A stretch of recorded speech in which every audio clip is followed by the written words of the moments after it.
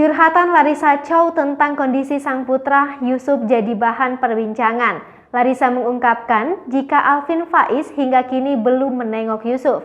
Larissa juga memberikan klarifikasi jika sebenarnya mantan suaminya adalah sosok ayah yang bertanggung jawab.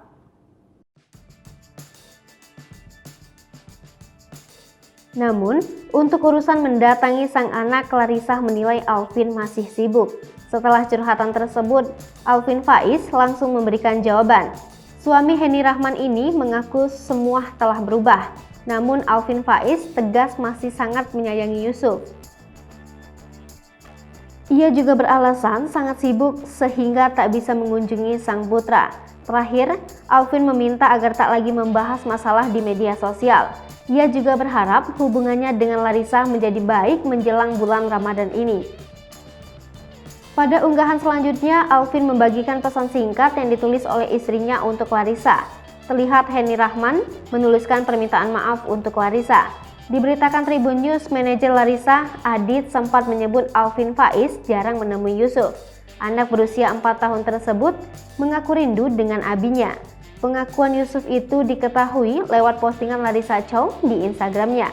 Dalam keterangan foto, Larissa hanya menyebut video itu diambil 1 hari sebelumnya.